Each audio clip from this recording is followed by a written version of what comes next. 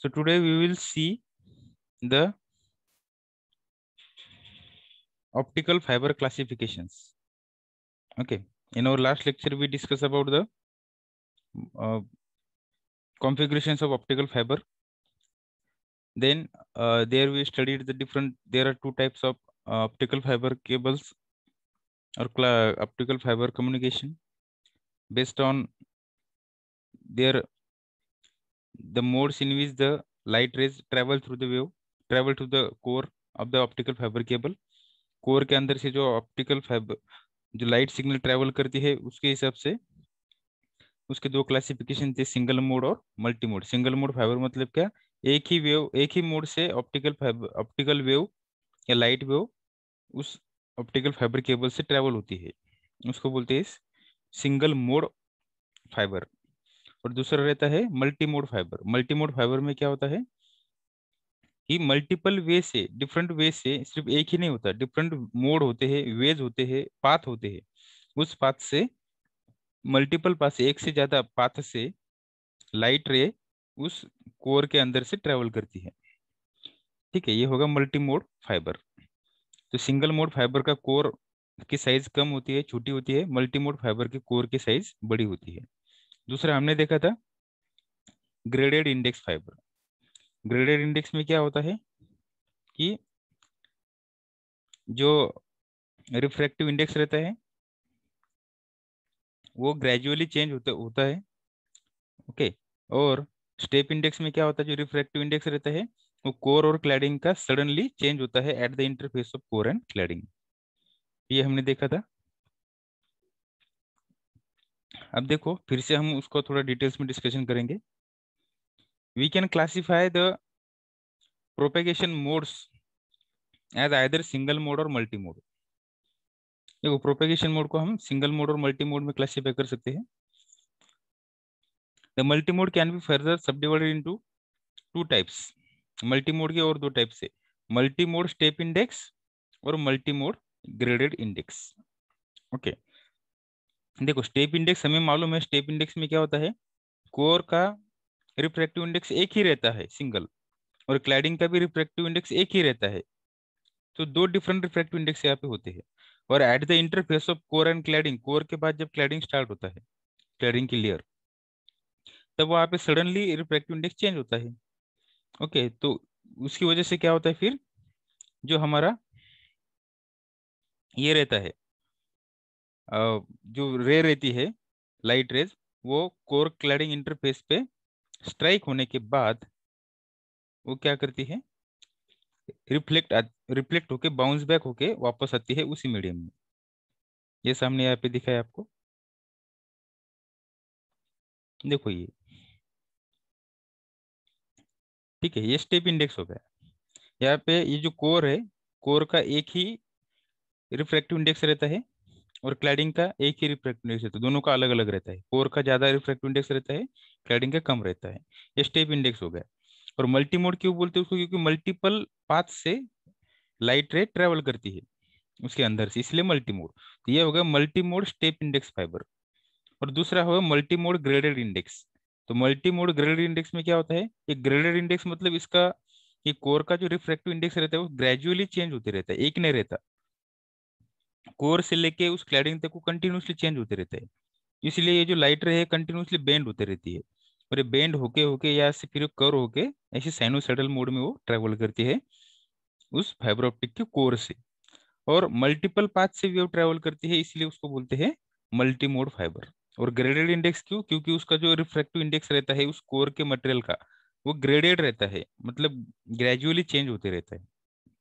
So this is multi mode step index, this is multi mode graded index. Multi mode क्यों, क्योंकि multiple path से रे travel करती है, इसलिए मल्टी मोड। और ये स्टेप इंडेक्स क्यों, मतलब एक ही रिफ्रैक्टिव इंडेक्स रहता है सिंगल यहाँ पे।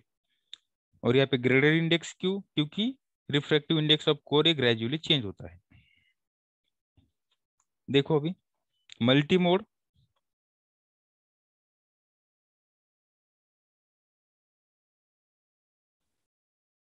So multi mode step index and multi mode graded index. Okay. अब देखो हम वन बाय वन अभी एक एक जो टाइप है फाइबर का वो डिस्कस करेंगे. Although there is a wide variety of combination of modes and indexes, practically only three types of fiber configurations are used. तो practically तीन कॉन्फ़िगरेशन हम यूज करते हैं. देखो वैसे उसके चार कॉम्बिनेशंस होते हैं. Step index, single mode step index, single mode graded index, multi mode step index और मल्टी मोड ग्रेडेड इंडेक्स. तो उसमें से हम तीन ही यूज करते हैं generally. They are as follows. देखो सिंगल मोड स्टेप इंडेक्स हम यूज करते हैं. सिंगल मोड, एक ही मोड से वेव ट्रेवल करती है, और स्टेप इंडेक्स. दूसरा मल्टी मोड स्टेप इंडेक्स, और तीसरा मल्टी मोड ग्रेडेड इंडेक्स. ये तीन हम जनरली यूज करते हैं. तो सिंगल मोड ग्रेडेड इंडेक्स हम जनरली यूज नहीं करते. Okay.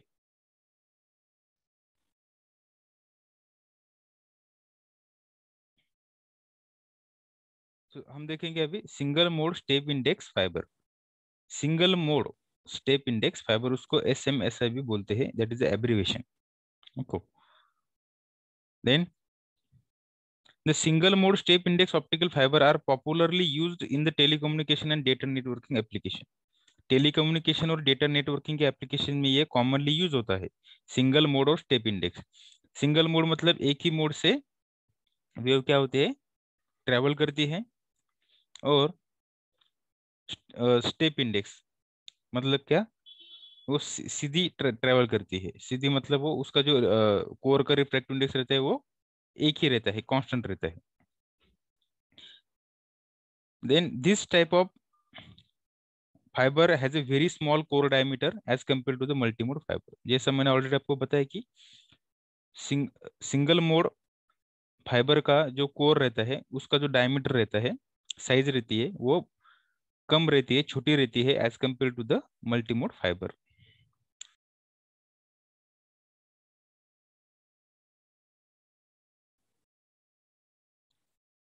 Single mode step index fibre with air cladding. अगर सपोज हमने ईयर क्लैडिंग यूज किया, ईयर क्लैडिंग मतलब हमने सिर्फ कोर यूज किया और क्लैडिंग यूज ही नहीं किया, और वो कोर के ऊपर का जो एटमॉस्फेयर है जिसमें ईयर ईयर रहती है, उस ईयर को ही हमने सपोज क्लैडिंग कंसिडर किया, तो क्या होगा देखो.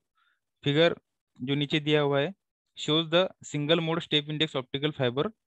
For the simplest type of single mode step index fiber, there is no glass cladding is used. यहाँ पे ग्लास क्लैडिंग यूज नहीं किया है. Okay. The outside cladding is simply air with a refractive index is equal to 1, and the refractive index of the glass core is 1.5. Glass core का refractive index है 1.5. देखो ये जो ग्लास कोर है उसका रिफ्रैक्टिव इंडेक्स है 1.5, और ऊपर जो दिया है दैट इज ईयर, उसका रिफ्रैक्टिव इंडेक्स है 1. ईयर का रिफ्रैक्टिव इंडेक्स ऑलवेज क्या रहता है, 1 रहता है, याद रखो आप. ओके. सो 1.10.1 ए फिगर, ये फिगर में यहाँ पे ये कोर है, उसके अंदर से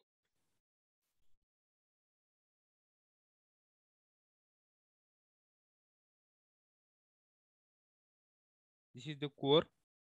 ये कोर के अंदर से क्या ट्रेवल हो रहा है, लाइट, और उसके ऊपर क्लैडिंग मटेरियल नहीं, और ये जो एयर है उस एयर को ही हम क्लैडिंग कंसिडर करेंगे यहाँ पे. ठीक है. So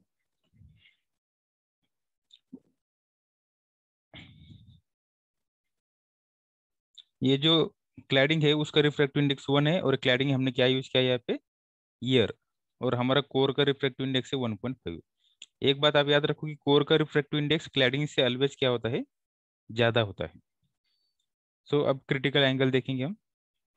critical angle, the critical angle theta c is defined as theta c is equal to sine inverse of n2/n1.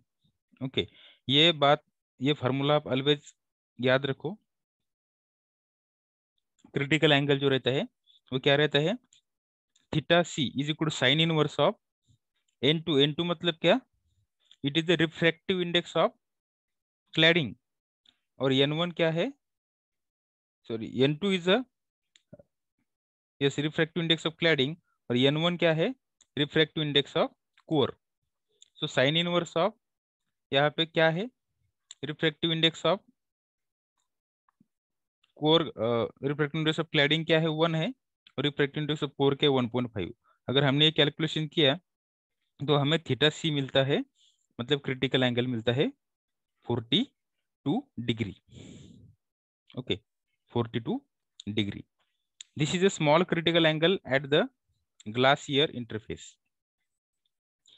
अब देखो ये क्रिटिकल एंगल क्या रहता है, ये हम तो हमारे नेक्स्ट टॉपिक में देखने वाले हैं। यहाँ पे मैं आपको एक सिंपली बताता हूँ ये क्रिटिकल एंगल क्या होता है। देखो सपोज हमने यहाँ पे लाइट क्या किया, ट्रांसमिट किया। मैं आपको गूगल पे सर्च करके दिखाता हूँ क्रिटिकल एंगल, क्योंकि जब आपको क्रिटिकल एंगल समझ में आएगा तभी आपको ये समझ में आएगा।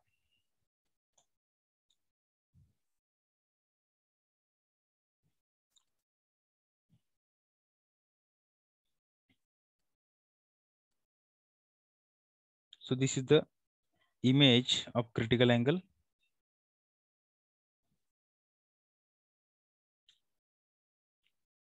देखो ये इमेज आपको दिख रही है।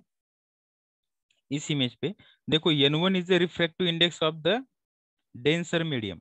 एक मीडियम है, देखो यहाँ पे n1 कौन सा है, अभी हम ऐसा करेंगे, ऐसा ऐसा यहाँ पे देखिए, ये कंसिडर करेंगे कि n1 एक मीडियम है और उस मीडियम का एक रिफ्रैक्टिव इंडेक्स है, वो डेंसर मीडियम का है। डेंसर मतलब जिसकी डेंसिटी ज्यादा है। सपोज हमने वाटर और एयर लिया, तो वाटर की डेंसिटी एयर से ज्यादा है। ओके, तो n1 is refractive index of the denser medium, n2 is refractive index of the rarer medium. Rarer मतलब सपोज एयर और वाटर है, तो रेयरर मीडियम, रेयरर डेंसिटी किसकी रहेंगी, एयर की, और डेंसर डेंसिटी किसकी रहेंगी, वाटर की। तो n2 क्या है, रेयरर मीडियम का रिफ्रैक्टिव इंडेक्स, मतलब सपोज n2 एयर है, एयर का रिफ्रैक्टिव इंडेक्स है फॉर एग्जाम्पल। और n1 क्या है, n1 is refractive index of denser medium. तो हम ऐसा कंसिडर करेंगे कि वाटर का है, सपोज वाटर का रिफ्रैक्टिव इंडेक्स है डेंसर मीडियम का। अब देखो ये डायग्राम में आप देख सकते हो कि ये मीडियम जो यहाँ पे, ये जो ऊपर का है वो रेयरर मीडियम है और नीचे का है डेंसर मीडियम है। तो हम ऐसा कंसिडर करेंगे कि नीचे वाला वाटर है, यह ग्लास है, ओके, और ऊपर वाला एयर है। तो हमने क्या किया यहाँ से, अब सपोज ये हमारा कोर है, ओके, कोर का रिफ्रैक्टिव इंडेक्स ज्यादा रहता है, डेंसर मीडियम का रिफ्रैक्टिव इंडेक्स ज्यादा रहता है रेयरर मीडियम से। ओके, तो सपोज हमने क्या किया, ये लाइट रे यहाँ से ऐसा इंसिडेंट किया। तो इंसिडेंट करने के बाद क्या होगा, ये उस रेयरर मीडियम में चली जाएंगी, ऐसी बेंट होके ऐसी चली जाएंगी। ओके, ये बेंट होके ऐसी ऊपर चली जाएंगी। तो यहाँ पे कुछ एंगल बनता है जो नॉर्मल के साथ, जो रे हमने इंसिडेंट किया, तो ये ऐसे एक नॉर्मल है। सपोज हमने ये जो दो मीडियम के बीच में जो इंटरफेस है, उसको एक परपेंडिकुलर इमेजिनरी लाइन ड्रॉ की, जिसको हम नॉर्मल बोलते हैं। ओके, इसको हम नॉर्मल बोलेंगे। अब जैसा हमने यहाँ पे रे इंसिडेंट किया, तो इंसिडेंट रे और ये नॉर्मल में जो एंगल फॉर्म होता है उसको एंगल ऑफ इंसिडेंट बोलते हैं। क्या बोलते हैं, एंगल ऑफ इंसिडेंस। ठीक है, तो ये कुछ कुछ एंगल ऑफ इंसिडेंस यहाँ पे रहेगा। तो ये रे क्या होंगी, उस दूसरे मीडियम में ऐसी बेंड होके चली जाएंगी, वो सीधी नहीं जाएंगी, वैसे away from the normal bent होंगी और ऐसी ऊपर वहां पे रिफ्रैक्ट होंगी। क्या होंगी वहां पे, वो रिफ्रैक्ट होंगी। ओके, तो हमने क्या किया, अब सपोज ये एंगल ऑफ इंसिडेंस और बढ़ाया, बढ़ाया मतलब ये कम था, अब हमने थोड़ा सा ज्यादा रखा। ओके, एंगल ऑफ इंसिडेंस मतलब ये इंसिडेंस रे और नॉर्मल के बीच का एंगल हमने ज्यादा किया, मतलब यहाँ से ये वेव को क्या किया हमने, यहाँ पे इंसिडेंस किया। देखो हमने क्या किया, अब इस वेव को, ये यहाँ से थी तो हमने उसको ज्यादा यहाँ से किया, सपोज इंसिडेंस किया, मतलब ये यहाँ से, अभी ये व्यू देखो आप, तो यहाँ पे एंगल ऑफ इंसिडेंस क्या हो गया, बढ़ गया है। ठीक है, एंगल ऑफ इंसिडेंस बढ़ गया है, तो ये वेव और बेंट होंगी अवे फ्रॉम द नॉर्मल, और ये इसको पैरेलल जाएंगी। ये जो इंटरफेस है, कौन सा इंटरफेस, ये जो दो मीडियम का इंटरफेस है, उस इंटरफेस को पैरेलल जाएंगी। ठीक है, अब कुछ भी रे ना तो रिफ्लेक्ट होके वापस आ रही है, ना तो रिफ्लेक्ट होके वापस आ रही है, और ना तो रिफ्रैक्ट हो रही है, ऐसी दोनों भी कंडीशन यहाँ पे नहीं हो रही है।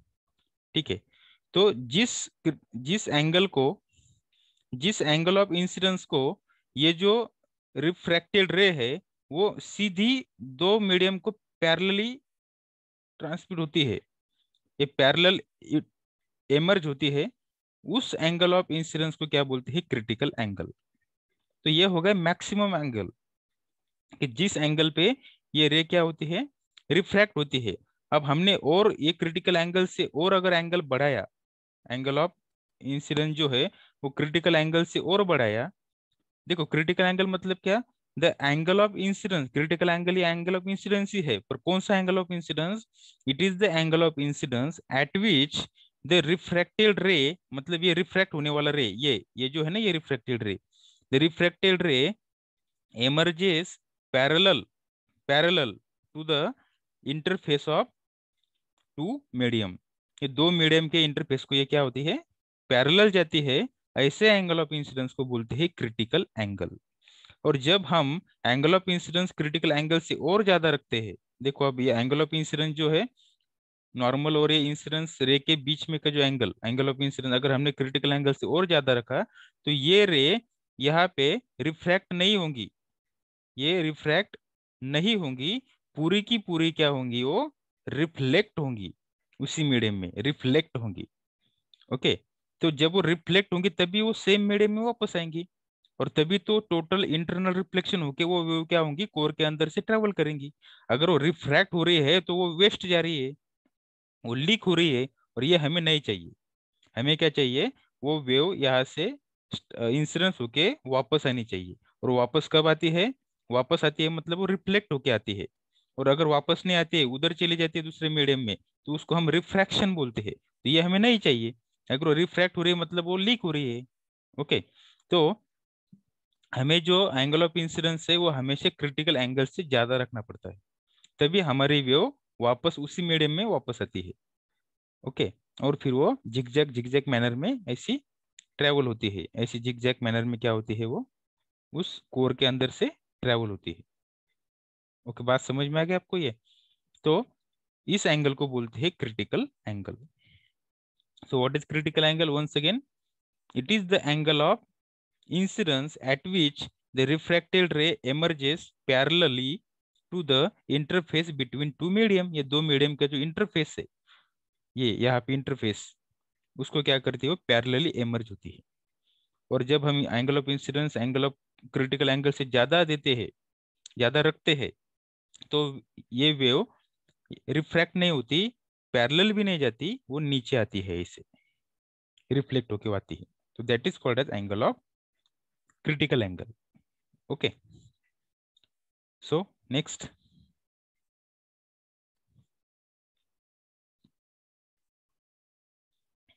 तो आपको ये समझ में आया होगा एंगल ऑफ क्रिटिकल एंगल क्या रहता है?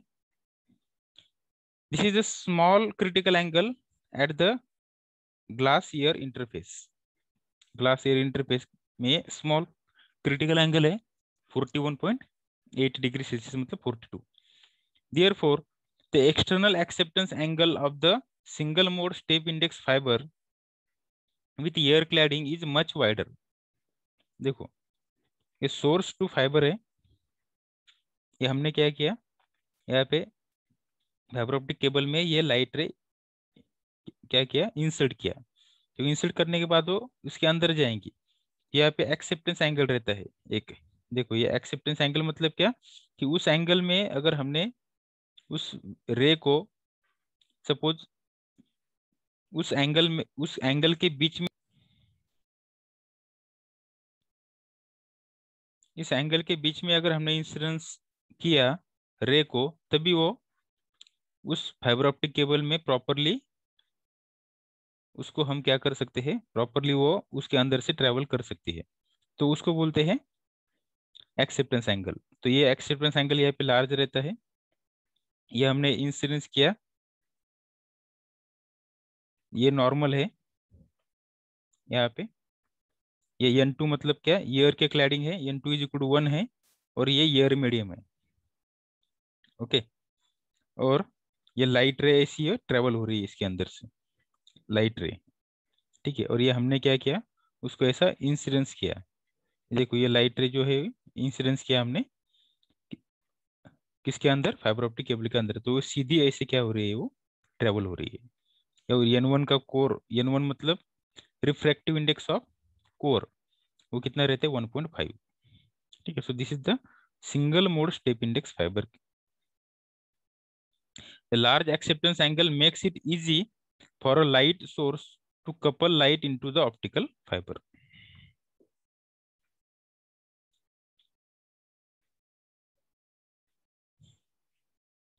However, the problem with this fiber is that it is very weak and difficult to splice or terminate. The next है single mode step index fiber with glass cladding. अब ऊपर के इसमें हमने क्या किया था, क्लैडिंग मटेरियल ही नहीं यूज किया था, मतलब जो उसके ऊपर जो एयर रहता है उसी को हमने क्लैडिंग एज ए कंसिडर किया था. अब यहाँ पे हम क्या करेंगे, single mode step index fibre with glass cladding, glass का क्लैडिंग मटेरियल यहाँ पे यूज करेंगे हम उसके ऊपर. तो देखो figure shows the single mode step index fibre with cladding other than air. Such fibre cables are more practical ones. तो वो ज्यादा प्रैक्टिकल रहते हैं. The refractive index of core is N1.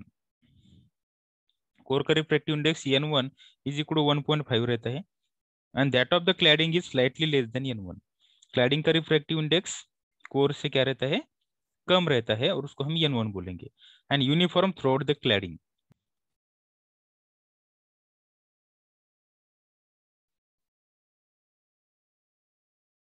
N1 and uniform throughout the cladding. तो let N2 be 1.48. अब N2 मतलब cladding का refractive index है 1.48 ऐसे हम कंसिडर करेंगे, और कोर का रिफ्रैक्टिव इंडेक्स है अभी 1.5. तो देखो सोर्स टू फाइबर हम यहाँ पे क्या करेंगे, फाइबर ऑप्टिक केबल में लाइट रे इंसर्ट करेंगे. अब लाइट रे जब फाइबर ऑप्टिक केबल में जब हम इंसर्ट किया हमने, तो ये ऊपर क्या है, क्लैडिंग है, उससे सराउंडिंग में क्लैडिंग मटेरियल रहता है और उसके अंदर कोर रहता है. जो कोर के अंदर से सीधी वो वेव क्या होंगी, लाइट की ट्रेवल होंगी. तो देखो ये नॉर्मल है और ये लाइट रे यहाँ से ट्रेवल हो रही है ऐसी, ठीक है. और यहाँ पे स्मॉलर एक्सेप्टेंस एंगल रहता है. एक्सेप्टेंस एंगल मतलब क्या, एक ऐसा एंगल कि जिस एंगल के बीच में अगर हमारा इंसिडेंट रे है तभी वो फाइबर के अंदर जा सकता है, नहीं तो फाइबर के अंदर नहीं जाता, तो उसको एक्सेप्टेंस एंगल बोलते हैं. तो हमने एक्सेप्टेंस एंगल के बीच में हमने वो रे इंसिडेंस किया, कपल किया उस फाइबर ऑप्टिक केबल को, तो वो उसके अंदर से ऐसी ट्रेवल होती है. ये कोर है, कोर का refractive index N1 is equal 1.5 है, और ये ग्लास क्लैडिंग है, क्लैडिंग मटेरियल जिसका refractive index N2 is equal 1.48 है. तो ये उसकी डायग्राम यहाँ पे आप देख सकते हो. तो single mode step index fibre with glass cladding. Okay, single mode step index fibre with glass cladding.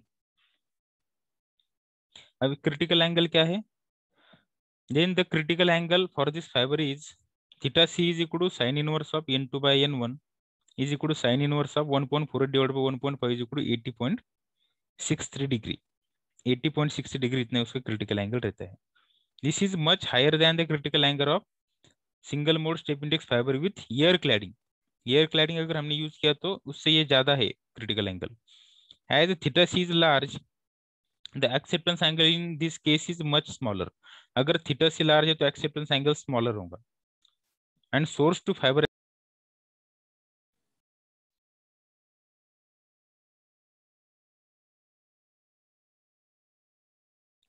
This makes the coupling of the light source to fibre more difficult.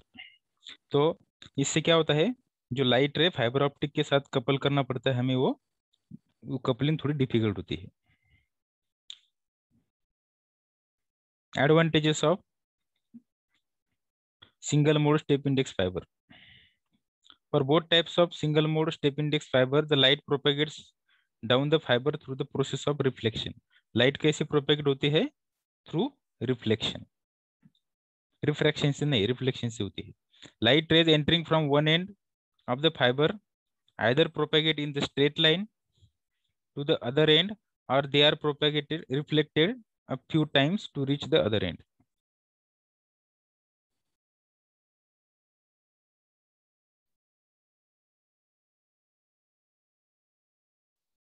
Therefore, all the light rays takes approximately the same amount of time to travel the fiber. This is one of the most important advantage of the single mode step index fiber. इससे क्या होता है, all light rays जो है वो same time पे receiver में reach करते हैं, पहुंचते हैं वहां पे जाके, क्योंकि एक ही मोड से सब ट्रेवल होते हैं इसलिए। सो अदर एडवांटेजेस है उसके,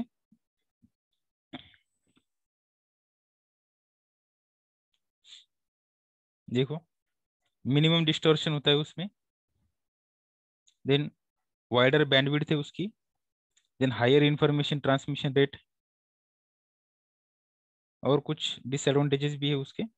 तो हम ये एडवांटेजेस वन बाय वन देखेंगे। Since all the rays take approximately same time to propagate down the fibre, the pulse of light entering the cables get reproduce accurately at the receiving end very accurately with the low distortion. सब एक ही path follow करते हैं single mode में, इसीलिए सब raise एक ही साथ क्या करते हैं,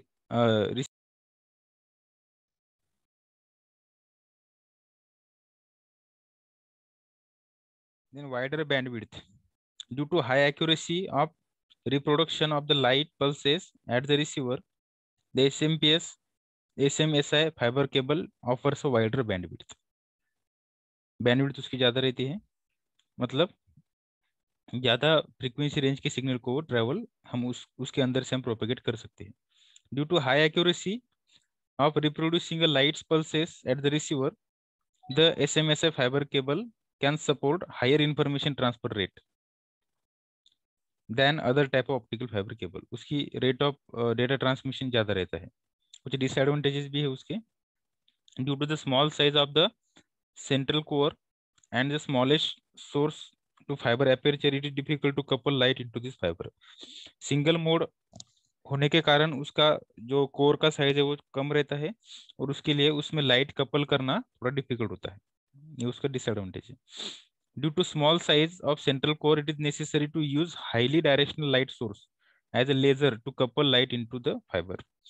बहुत ही स्मॉल बीम वाली लाइट ही हम यूज कर सकते हैं उसके अंदर कपल करने के लिए, such as laser. They are expensive and difficult to manufacture, expensive रहता है और मैन्युफैक्चरिंग करने के लिए डिफिकल्ट रहता है।